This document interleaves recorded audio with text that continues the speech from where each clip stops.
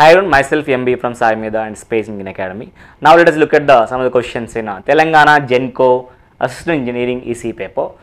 The question 65 is match the followings అని చేసి different cells ఇవ్వడం జరిగింది. ఇక్కడ different cells ఇవ్వడం జరిగింది. The first one is a primary cell, second one is a Daniell cell, third one is a dry cell and Voltax cell. ఇట్లా మనకు options ఇచ్చాడు. సో ఇవి ABCDs అయితే అది చూజబుల్ ఆప్షన్స్ ఏంటి అనేది మనం కరెక్ట్ ఆప్షన్స్ చూస్ చేయాలి. దాంట్లో fluid in paste form, one fluid cell, chemical action, two fluid cell అని అంటాడు.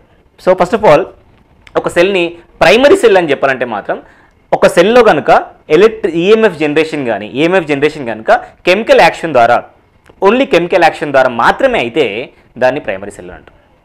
ఓకే, అంటే సెకండరీ సెల్ కూడా ఉంటుంది డెఫినెట్గా, బట్ దాంట్లో ఫస్ట్ ఎలక్ట్రిసిటీ జనరేషన్ స్టోర్ చేసుకుంటాం, తర్వాత దాన్ని యూటిలైజ్ చేసుకోవడం జరుగుతుంది. ఎనీవే కెమికల్ యాక్షన్ అవ్వడం వల్ల ఎలక్ట్రిసిటీ వస్తే దాన్ని మనం ఆ cell in which the electricity or the EMF is produced because of the chemical action in it, that is called as a primary cell. The basic definition of the primary cell, there is nothing but a chemical action. Due to the chemical action we are going to get a EMF in that. Okay, so దీంట్లో primary cell అయితే జనరల్గా మనం dilute sulphuric acid ని వాడతాం, copper and zinc ఎలక్ట్రోడ్స్గా వాడుకుంటాం. The basic structure of the primary cell will be that one.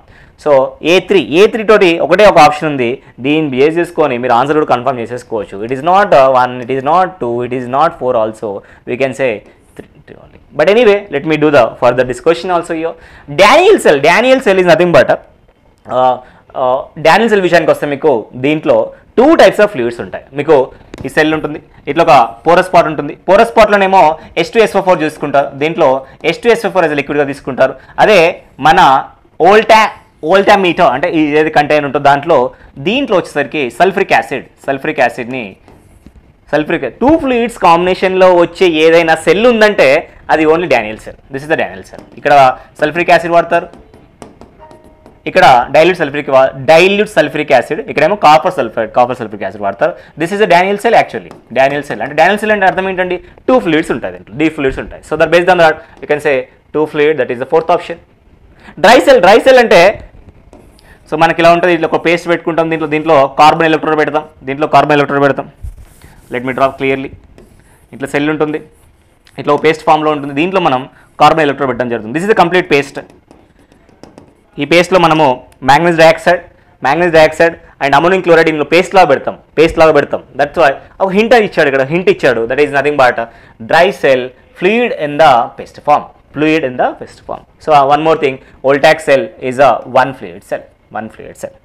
Okay, one fluid cell. Based on that you can say only the third option is going to be answer. A3, B4, C1, D2. Is it okay? Is it clear? Right. Next, which of the following motor produces constant speed throughout the process? అంటే machine start చేసినప్పుడు, మెషిన్కి load apply చేసినప్పుడు, load variable చేసినప్పుడు, machine load తీసేసినప్పుడు, ఎప్పుడైనా కానీ constant speed దగ్గర work చేయడానికి ట్రై చేసే మోటార్ ఏంటి అని అడుగుతున్నాడు. One of the easiest question. So given options are universal motor, DC series motor, stepper motor, synchronous motor will always try to operate at the constant speed only, even the load conditions.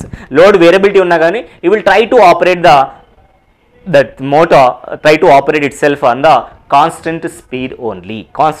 Ante try to sync with the speed, that is a synchronous speed. So that is nothing but a synchronous motor with respect to this question. These are the questions asked in the AE paper. Thank you.